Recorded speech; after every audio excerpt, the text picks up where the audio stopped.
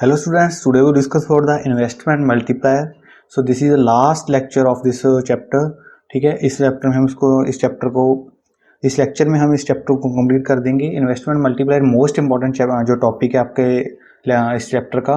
ठीक है, investment multiplier क्या होता है? वैसे हमने लास्ट में किया था, क्रेडिट मल्टीप्लायर सेम है आपका। इन्वेस्टमेंट मल्टीप्लायर मीन्स आपकी जो इन्वेस्टमेंट के चेंज होने से वहाँ पे इनकम में कितना चेंज होता है, that is the investment multiplier. ठीक है, मीन्स आप जब इन्वेस्ट करते हो तो उस इन्वेस्टमेंट से आपकी इनकम कहाँ पे, जो आपकी इकोनॉमी है, जो मीन्स इंडिया की इनकम इन्वेस्टमेंट से कितनी इंक्रीज होती है, ठीक है, वो that is the investment multiplier, कितने टाइम्स वो मल्टीप्लाई होती है। देखते हैं, इसको पहले क्लियर करते हैं। लास्ट में क्या किया है, इक्विलिब्रियम किया है हमने, aggregate demand, aggregate supply, savings equals investment, उसके बारे में किया है। उसी के बारे में थोड़ा सा डिटेल में देखते हैं। देखिए यहाँ पे क्या आपका इन्वेस्टमेंट, ठीक है, हमारी इन्वेस्टमेंट क्या होती है, हमेशा ऑटोनॉमस मीन्स हम सेम इन्वेस्टमेंट को यहाँ पे ज्यूम करते हैं, चाहे हमारी इनकम कितनी भी वहाँ पे इंक्रीज हो गई। ठीक है, और इस पॉइंट पे क्या होता है, आपकी कंजम्पशन, ये कंजम्पशन है आपकी, एंड आपकी जो सप्लाई होती है वो क्या होती है यहाँ पे, and this is your income, ये क्या आपकी इनकम है। ठीक है, एग्रीगेट सप्लाई कह सकते हैं, ये इनकम कह सकते हैं यहाँ पे। तो इस पॉइंट को हम क्या देंगे, इक्विलिब्रियम पॉइंट, यहाँ सॉरी ये आपका ब्रेक इवन पॉइंट है। एंड जो आपकी यहाँ पे आपकी जो एग्रीगेट डिमांड क्या होती है, इक्वल होती है एग्रीगेट सप्लाई, तो उस पॉइंट को क्या नाम देते हैं हम, आपका इक्विलिब्रियम पॉइंट। ठीक है, इस पॉइंट को हम इक्विलिब्रियम पॉइंट का नाम देते हैं। तो एग्रीगेट डिमांड क्या होती है आपकी, एग्रीगेट डिमांड क्या होती है, कंजम्पशन प्लस इन्वेस्टमेंट। ठीक है, यहाँ पे इन्वेस्टमेंट है और कंजम्पशन दोनों कॉन्सेप्ट है यहाँ पे। अब जहाँ पे अगर हम क्या करते हैं, चेंज इन इन्वेस्टमेंट में चेंज आता है, मीन्स आपकी इन्वेस्टमेंट जो इकोनॉमी में इंक्रीज होती है। अगर आपकी इन्वेस्टमेंट इंक्रीज होगी तो आपका एग्रीगेट डिमांड कैसे फाइंड करेंगे हम, कंजम्पशन प्लस इन्वेस्टमेंट तो है ही, प्लस जो चेंज हुआ उसको हमने ऐड कर दिया। इसका मतलब जो हमारा न्यू कर्व है, जो हमारा न्यू एग्रीगेट डिमांड है, वो आपको शिफ्ट होगा क्योंकि वहाँ पे कुछ इंक्रीज हो गया। ठीक है, वहाँ पे इन्वेस्टमेंट जो चेंज हो वो इंक्रीज हो गया, इसका मतलब एग्रीगेट डिमांड भी वहाँ पे शिफ्ट होगी। इस पॉइंट को छोड़ के वो आगे को बढ़ गई। ठीक है, तो इसका मतलब अब जो आपका इक्विलिब्रियम पॉइंट वो इस पॉइंट पे बन चुका है। ठीक है, तो यहाँ पे हम कह सकते हैं, अब देखिए यहाँ पे क्या है आपका मेन जो कॉन्सेप्ट क्या है आपका, कि आपके जो इन्वेस्टमेंट के इंक्रीज होने से वजह से ही आपकी जो एग्रीगेट डिमांड है वो शिफ्ट हुई ना न्यू पॉइंट पे। तो इन्वेस्टमेंट के इंक्रीज होने से आपकी इनकम कितने टाइम्स मल्टीप्लाई होती है, कितने टाइम्स वहाँ पे इंक्रीज होती है, that is the investment multiplier. Clear, means आपकी इन्वेस्टमेंट कितने टाइम्स वहाँ पे, जो आपकी इनकम वहाँ पे कितने टाइम्स मल्टीप्लाई होगी, वो क्या होता है आपका इन्वेस्टमेंट मल्टीप्लायर। देखते हैं इसके बारे में डिटेल में। देखिए, इन्वेस्टमेंट मल्टीप्लायर को फाइंड करने के लिए सबसे पहले देखते हैं मल्टीप्लायर का फॉर्म, जो सिंबल होता है वो क्या होता है आपका के। मल्टीप्लायर को इसको फाइंड करने के लिए, इन्वेस्टमेंट मल्टीप्लायर को फाइंड करने के हमारे पास क्या फॉर्मूला है, change in income over change in investment. Means investment के चेंज से इनकम में कितना चेंज आ रहा है, वहाँ पे रेशियो क्या है, रेट क्या है। ठीक है, वो क्या है आपका मल्टीप्लायर। एक तो ये हमारे पास फॉर्मूला है, सेकंड हमारे पास फॉर्मूला क्या है, K is equals to 1/1 minus MPC। ठीक है, K is equals to 1/1 minus MPC, और ये फॉर्मूला भी आपका इसी फॉर्मूले से आगे ड्राइव हुआ है। ठीक है, इसी फॉर्मूले को ड्राइव करके यहाँ पे इस फॉर्मूले को वहाँ पे क्रिएट किया गया है। एंड एक फॉर्मूला और है हमारे पास, K is equals to 1/MPS। 1/MPS क्या है, अगर देखिए वहाँ पे हम ऑलरेडी कर चुके हैं, MPS प्लस MPC क्या होता है आपका 1। ठीक है, तो हम अगर यहाँ पे कह सकते हैं MPS is equals to 1 minus MPC। ठीक है, अगर MPS किसके इक्वल होता है आपका 1 माइनस MPC के, तो इसका मतलब यहाँ पे हम क्या लिख सकते हैं, MPS भी वहाँ पे लिख सकते हैं। तो यहाँ पे हम, ये तो आपका सिंपल सा फॉर्मूला है कि हम कितने टाइम्स वहाँ पे मल्टीप्लाई हो रही है, इनकम में कितना चेंज आ रहा है वहाँ पे इन्वेस्टमेंट के चेंज होने से।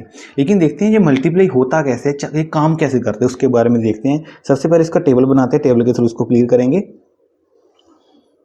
यहाँ पे क्या आपके राउंड, ठीक है, and this is your increase in investment या चेंज इन इन्वेस्टमेंट कह सकते हैं हम, चेंज इन इन्वेस्टमेंट में कितना चेंज है, and this is your change in income में वहाँ पे कितना चेंज आया। इनकम क्या होती है आपकी, कंजम्पशन प्लस सेविंग। ठीक है, इनकम क्या है आपकी, consumption plus change in consumption plus, यहाँ पे हम चेंज ले रहे हैं तो यहाँ पे हम चेंज ले सकते हैं। ठीक है, change in income is equal to change in consumption plus change in saving.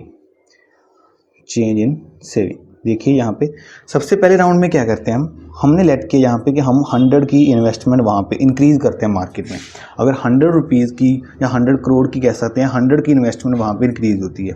अगर 100 की इन्वेस्टमेंट इंक्रीज़ होती है, हम मान लीजिए यहाँ पे कि हमने कुछ ना कुछ पैसा जो इंक्रीज़ किया हमने तो यहाँ पे हम ये लेट कर सकते हैं कि मान लीजिए हमने इन्वेस्टमेंट को, अपनी जो इन्वेस्टमेंट थी उसको इंक्रीज़ कर दिया, ठीक है। हमारी इन्वेस्टमेंट वहाँ पे चेंज होगी, इंक्रीज़ होगी। इन्वेस्टमेंट इंक्रीज़ कितनी हुई 100। अगर हम कुछ ना कुछ पैसा मार्केट में इंक्रीज़ कर रहे हैं, कहीं ना कहीं पे इन्वेस्ट कर रहे हैं, कहीं पे भी कह सकते हैं हम शेयर्स में इन्वेस्ट कर रहे हैं, कहीं पर भी हम पैसा जो इन्वेस्ट कर रहे हैं, अगर पैसा इन्वेस्ट कर रहे हैं तो वहाँ से क्या होगा, हमें इनकम होगी, इनकम जनरेट होगी। अगर इनकम जनरेट हो रही है तो उस इनकम को क्या हम तो इस जनरेट हुई नई इनकम को क्या करेंगे, हम उसको कंज्यूम करेंगे या उसको सेव करेंगे, नहीं उसी प्रोसेस को हम फिर रिपीट करेंगे, ठीक है। तो यहाँ पे हम कह सकते हैं कि इनकम की हमने इन्वेस्टमेंट 100 की तो हमें इनकम कितनी है वहाँ पे 100 की हम यहाँ पे इनकम लेट करते हैं, ठीक है। तो यहाँ पे हम एक और चीज़ लेट करते हैं, हमारा जो MPC है, MPC कितना है आपका 0.5, ठीक है। मीन्स हमारे जो चेंज इन कंजम्पशन MPC आप ऑलरेडी आपको बताया, MPC क्या होता है आपका change in consumption due to change in income. Income की वजह से आपका जो कंजम्पशन में मीन्स इनकम जो चेंज इन इनकम की चेंज से वहाँ पे कंजम्पशन में कितना चेंज आ रहा है वो क्या हो गया आपका MPC, मार्जिन टू कंज्यूम, ठीक है। तो यहाँ पे MPC कितना है आपका 0.5, चेंज इन इनकम कितना है 100, तो आपका MPC मीन्स वहाँ पे हम कंजम्पशन में चेंज कितना होगा 50 का, अगर सेविंग वहाँ पे कितनी होगी 50 की। क्लियर, ये तो आपको कॉन्सेप्ट क्लियर है। लेकिन यहाँ पे एक और कॉन्सेप्ट यहाँ पे आता है, जितना हम जैसे जहाँ पे देखते हैं हम अगर हम पैसा मार्केट में इन्वेस्ट कर रहे हैं, उस इन्वेस्ट किए पैसा हमें क्या देगा, वहाँ पे इनकम जनरेट करेगा हमारी। अब इनकम वहाँ पे हमें नई इनकम वहाँ से जनरेट हो रही है, इनकम जनरेट हो रही है, इसका मतलब वहाँ पे हम कंजम्पशन कर रहे हैं, कुछ ना कुछ पैसा वहाँ पे स्पेंड कर रहे हैं मार्केट में। देखिए कुछ ना कुछ पैसा जो भी हम मार्केट में पैसा कंजम्पशन करते हैं, एक्सपेंडिचर कर रहे हैं, ठीक है, खर्चा कर रहे हैं अपना, हमारा तो खर्चा है लेकिन हमारा तो वो एक्सपेंडिचर है, लेकिन किसी सेकेंड पर्सन के लिए वो क्या है, इनकम है। क्लियर, देखिए अगर हम कुछ भी मार्केट में परचेज करते हैं, कंज्यूम करते हैं, अपने पैसे को वहां पे इन्वेस्ट कर दिया, ठीक है, हमारे लिए तो वो क्या हो गया, खर्चा हो गया, एक्सपेंडिचर हो गया। लेकिन सेकंड पर्सन के जिससे हमने वो सामान को, उस प्रोडक्ट को परचेज किया है, वो क्या उसके उस प्रोडक्ट तो उस पर्सन के लिए वो क्या है, इनकम है, ठीक है। इसका मतलब हमारी कंजम्पशन सेकंड पर्सन की क्या होगी, इनकम होगी, ठीक है। हमने इन्वेस्ट किया, वो क्या हो गया, इनकम, इनकम से फिर कंजम्पशन बनी, कंजम्पशन फिर इनकम, इनकम से फिर कंजम्पशन, मीन यही प्रोसेस ऐसे आपका राउंड ऑफ चलता रहता है, ठीक है। जहाँ पे कंजम्पशन होगी तो वही कंजम्पशन क्या होगी, सेकंड पर्सन की क्या होगी, इनकम होगी सेकंड राउंड में, ठीक है।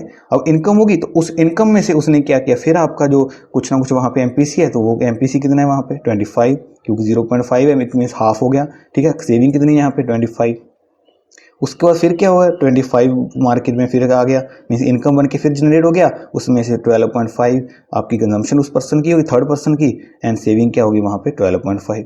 उसके बाद फोर्थ पर्सन, इस पर्सन की वो कंजम्पशन है एंड फोर्थ पर्सन की क्या बन गई, वो इनकम बन गई। इसका मीन्स हम यहाँ पे कह सकते हैं कि आपकी इन्वेस्टमेंट कितनी है, total investment 100, change investment 100 and income में चेंज कितना आया वहाँ पे 200, और जो कंजम्पशन है उसमें से कितनी है 100 एंड सेविंग कितनी है वहाँ पे 100, ठीक है। 100 एंड 100 को प्लस किया तो हमारे पास क्या है यहाँ पे 200।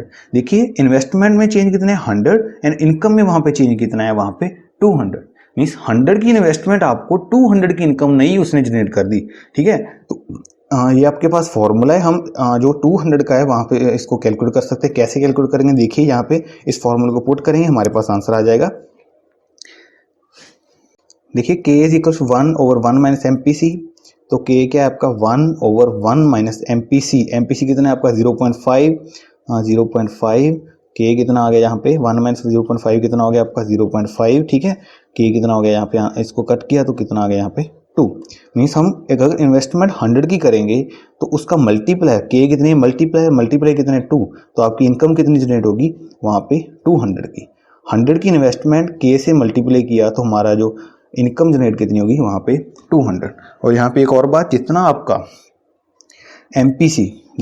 MPC ग्रेटर होगा, higher the MPC higher the multiplier, जितना हम कंज्यूम ज़्यादा करेंगे, जितना मीन्स हम अपना खर्चा ज़्यादा कर रहे हैं, उतनी मार्केट इनकम ज़्यादा जनरेट हो रही है, उतना ही वहाँ पे जो मल्टीप्लायर वो ज़्यादा हो रहा है। क्लियर, ठीक है। Higher the MPC is equal to higher the आपका इनकम। क्लियर। और इसके काफ़ी सारे क्वेश्चंस हैं, न्यूमेरिकल क्वेश्चंस, प्लीज़ उनको जरूर ट्राई कीजिएगा। And very most important topic आपका exam point of view and also test point of view, study point of view very important and very easy topic है। कुछ नहीं, वहाँ पे मेन कॉन्सेप्ट क्या है आपका, जो हम इनकम बना रहे हैं, इन्वेस्ट कर रहे हैं, वो हमारी इनकम बन रही है। इनकम बन रही है तो हमारी कंजम्पशन बन रही है, तो वो किसी सेकंड पर्सन के लिए फिर इनकम बन रही है। उस इनकम द्वारा इनकम बनने से वो दोबारा रिपीट हो रहा है आपका प्रोसेस। उससे क्या हो रहा है, आपकी एक बार की इन्वेस्टमेंट क्या हो रही है, काफ़ी टाइम आपको जो इनकम को वहाँ पे इकोनॉमी में वहाँ पे जनरेट कर रही है। ठीक है, अगर हमारा एमपीसी, एक और बात, जहाँ पे अगर higher the MPC is equals to higher the income, जितना हमारा एमपीसी ज़्यादा होगा उतनी ही हमारी इनकम ज़्यादा होगी। मान लीजिए हमने यहाँ पे लेट करते हैं, हमारा एमपीसी है लेट के 0.8, ठीक है, हमने यहाँ पे एमपीसी कितना 0.5, लास्ट क्वेश्चन में 0.5 था, यहाँ पे हमने कितना लेट किया 0.8। यहाँ पे देखते हैं फॉर्मूला क्या है हमारे पास, K is equals to 1/1 minus MPC. ठीक है, के कितना हो गया 1/1 minus MPC means 1 minus 0.8, it is equals कितना हो गया 0.2। क्लियर है ना, हमने क्या किया 1 से एमपीसी को माइनस किया, मीन्स 1 से 0.8 को माइनस किया 0.2 एंड के को कट करके हमारे पास कितना है यहाँ पे 5। देखिए यहाँ पे हमारा के कितना है 5, इस केस में के कितना था आपका 2। अगर हमारा एमपीसी 0.5 था तो हमारा के 2 आया था, लेकिन अगर हमारा एमपीसी 0.8 है तो हमारा जो के कितना है वहाँ पे 5। अब 5 का मीन्स क्या है, हमारी इन्वेस्टमेंट इनकम कितनी जनरेट करेगी वहाँ पे 500, हमारी 100 की इन्वेस्टमेंट वहाँ पे 500 की इनकम जनरेट करेगी। तो के क्या आपका इन्वेस्टमेंट मल्टीप्लायर। और एक लास्ट में एक छोटा सा टॉपिक है फॉरवर्ड आप action and backward action of multiplier. Forward action क्या है, अगर हम अपनी इन्वेस्टमेंट को इंक्रीज करते हैं, अगर हम अपनी इन्वेस्टमेंट को फॉरवर्ड में क्या करना है, अगर हमारे इन्वेस्टमेंट को इंक्रीज करेंगे तो हमारा इनकम भी इंक्रीज होगी। बैकवर्ड में अगर हम इन्वेस्टमेंट को कट करते हैं, इन्वेस्टमेंट हम मार्केट में से कट करते हैं, माइनस करते हैं, तो हमारी वहाँ पर इनकम भी जो है माइनस में उतने ही टाइम्स क्या होगी, माइनस में जाएगी, नेगेटिव में जाएगी। ठीक है, जितने टाइम्स वो इंक्रीज होती है फॉरवर्ड में, जितने टाइम्स वो इंक्रीज होगी, अगर हम अपने इन्वेस्टमेंट को कम करेंगे तो उतने टाइम से वो कम होगी। ठीक है, उतने टाइम से वो मार्केट में जो इकोनॉमी से इनकम क्या होगी वहाँ पे लेस होगी, कम होगी। ठीक है, so through this video this chapter is completed now and in the next lecture we discuss about the some numerical questions of this chapter। ठीक है, थोड़े से numerical question कर लेंगे हम, ताकि आपको थोड़ा सा concept clear हो जाए कि आपने numericals को कैसे attempt करना है। and main जो concept है आपका इसी main जो part है वो आपके numerical questions ही हैं यहाँ पे, कि आपने numericals को कैसे attempt करना है। एग्जाम पॉइंट ऑफ व्यू भी आपके numericals ही हैं। ठीक है, प्लीज़ numericals को जरूर ट्राई कीजिएगा। If in doubt then tell me. Thanks and have a nice day.